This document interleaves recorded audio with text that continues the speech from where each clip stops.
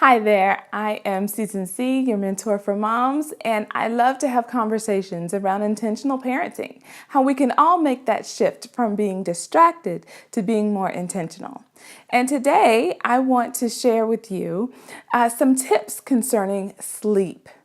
I had a mama who's tired, and she said, we've got a little one who was sleeping well, and now their sleep habits are changing, and we're exhausted, and we keep trying things and they're not working, and I'd love some of your advice. And so I said, give me a minute to think about it and let me share a few things that I've used over the years and maybe they'd be of value to you. Now, I'm going to say this up front. I have some notes here on the side. So if you see me looking away, it's simply because I want to get to my notes to make sure that I cover the points. And I'm not this super professional, video maker and I've got like a teleprompter. No, I'm standing here just sharing my thoughts with you, and I just want to do it in a way that would serve you and help you. So with that, if I look away, that's what it is, okay? So as far as sleep, here's one of the things that I found helpful, and that is to create a routine. That means that we have dinner, and then after dinner, it's bath. And then after bath, it's stories and maybe a song that we sing. And then it's into the bed you go, and lights out, night light on, door cracked, good night. Right? Like there's some routine that the children can begin to anticipate. They know that after dinner, there's going to be bath time, and we play in the bathtub, and after the bathtub, we get a rub down with lotion, a nice massage, in the pajamas, into the bed, read a story, that kind of thing. Routine. Children thrive on routine. The more routine you can have their days and their schedules, the more it creates a sense of security in them. They get to anticipate and expect what's happening in the day, and that helps them to feel good and to go to bed restful. Another thing is remember that sleep needs change. When they're infants, they need tons of sleep. And then as they begin to get older, they need a little less sleep. Infants can only be awake for just a few hours each day, and then they have times when they're awake longer and longer for longer periods of time, and that can be really gradual. So as you're getting into those mobility ages, when they're just starting to move or they're just starting to sit up, you may still be in the mindset of, oh, they need more rest, when really they may need a little less rest. So it could be that they're not going down at night because they're simply not tired enough. They've taken so much rest during the day. They've taken so many naps during the day that they're not tired enough at night. And it's time to pull back on their daytime sleep because their sleep needs have changed. So there's that to consider. Another thing is, going along with that, is you want to create a routine that stimulates them so that they have a real need for sleep. Basically, what I'm saying is wear those babies out. Wear them out. Take them outside and let them run. Put them in the swing and push them and let them just play and giggle. Tickle them until they just giggle, giggle, giggle, and then they're tired from their own laughing, right? Give them different things to do. Put little toys around on the floor and then say, oh, I wonder if you could put those in the basket. Let me see. And they want to go around and pick up each block and put it in the basket. And they love that. But what you're doing is as you're playing with them and you're stimulating them, they're also depleting their energy so that when you do feed them for dinner and then you put them in the bathtub and then you rub them down, they're feeling the weight of the day and they're desiring going to sleep because they're tired. They're just like, oh, I'm spent. And you go, yeah, well, if you're like me, you're like, yeah, me too. I got worn out wearing you out. But you really want to put them in a place where they're ready for sleep. Another thing we want to do around sleep is we want to create an environment that feels safe. We want our children to feel safe. So do those things that create comfort for them. If it's a special little toy or a special blanket, then make sure they have that with them when they go to bed. Now, if you're going to have some kind of attachment toy or blanket, I highly recommend that you get something that you could find at the store again. Those super unique gifts that you found sometime when you were on a vacation and you picked it up because it was a cute thing and you could only find it at that one special shop.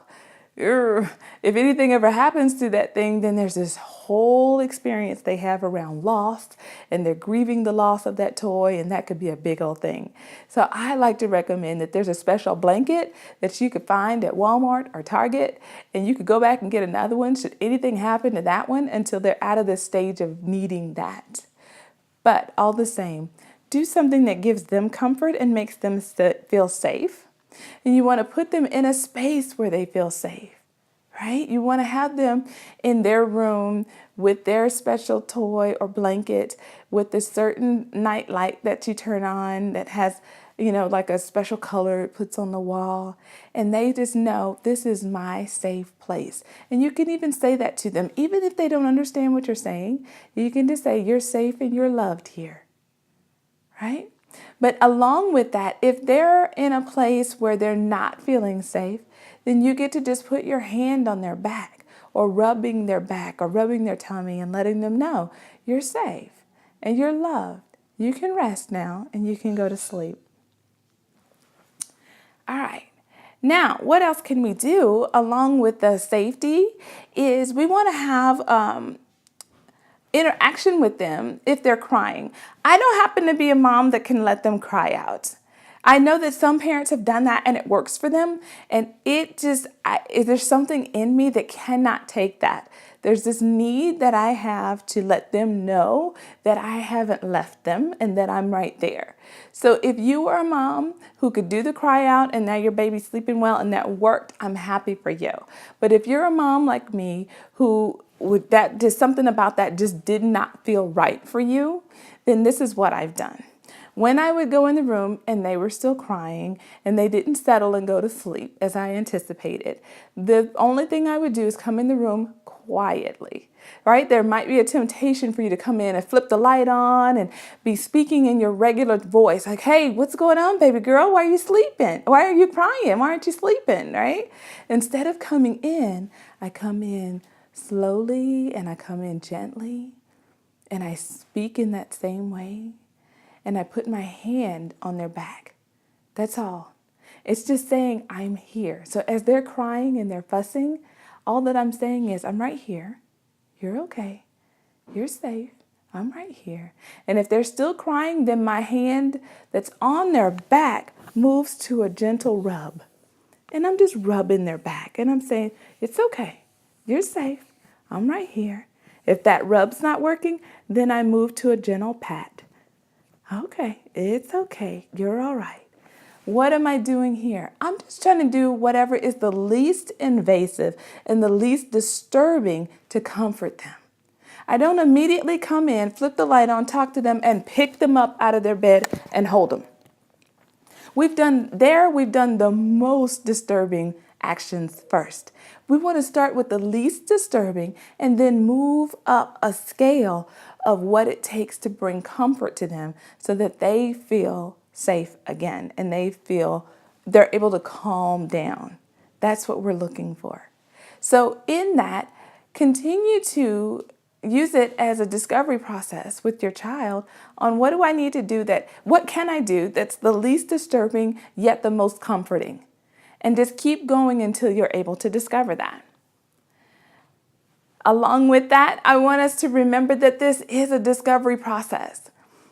Truly, this is parenting. Welcome to it. There's no clear-cut answers. It's a little frustrating that what worked last week is not working this week, right? Like we want it to what's the answer to get you to go to sleep, child? Like, what is it? Let us do that and we'll do it over and over. I promise you, because we just want you to go to sleep. I wish it was that simple. It truly is a discovery process. And what worked last week might not work this week. All the same, you're teaching your baby, you're teaching them how to be comforted and to go to sleep and rest. So enter into it with the mindset that this is a discovery between you and them of what works so that they can get the sleep that they need. All right, along with being mindful of the sleep that they need, I want you to also be mindful that you need proper rest as well.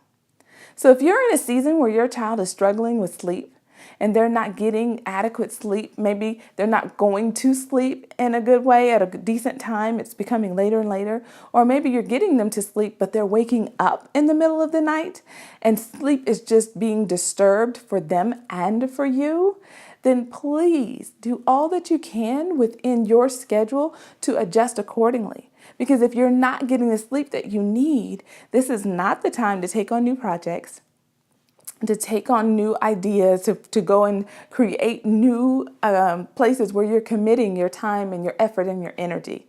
This is the time for you to scale back as much as possible until you're in a place where they're getting the sleep that they need and you're getting the sleep that you need. And then you can begin to pour out into those other activities and those other commitments outside the home.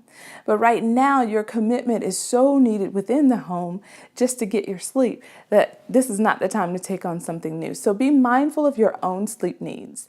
And along with that, if at all possible, create times throughout the day where you can get the rest that you need. So if you're at the office, can you pull away into your car and catch a nap? Can you take some type of break during the day so that you can get a little rest? Go and find that and create that for yourself. And if you're at home full time, then be sure to schedule in your time and when they're taking a nap during the day that you're resting as well. Because you want to be able to be fully present with them throughout the day, not just when you're at your best in the morning and then in the evening you're just like, I'm toast. Instead, you want to create in your schedule spaces for you to get the rest you need so that you can be available and you can be fully invested for the whole day. I hope that something that I've shared on sleep has been helpful for you. If some of these tips are a blessing to you and you think that they might help another mom that you know, then forward them this video and share it with them. If you have some other sleep tips, I'd love for you to share those with me in the comments below, or come on over to my website, susanc.com, and share them with me there. I look forward to serving you on the next video, and bye for now.